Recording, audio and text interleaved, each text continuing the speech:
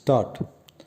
The lecturer said, electricity is in evidence everywhere, and today it is an indispensable factor in the life of a progressive people.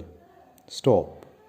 Despite the constant and enthusiastic efforts of electricians, the exact nature of electricity is unknown.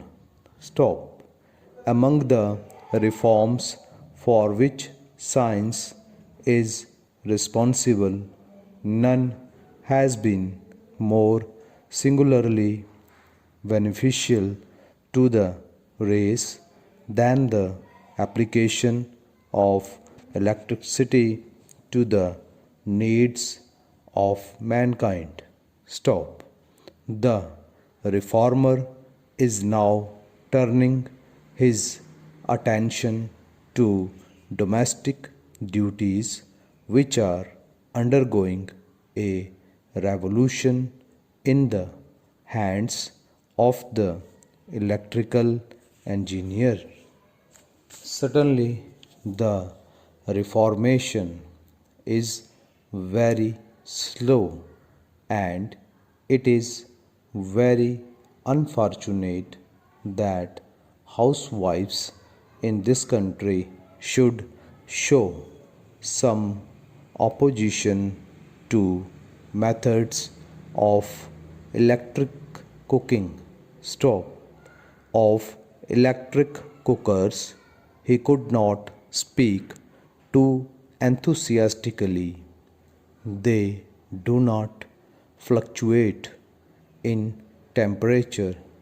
The result obtained yesterday will be obtained today if the same conditions are imposed.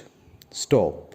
He spoke of the sensibility of electric waves in the air and of the various methods of producing electricity, which were far from being uniform, and gave a wonderful account of the generating of electricity by the force of water. Stop. All were unanimous in the praise of the lecture. Stop.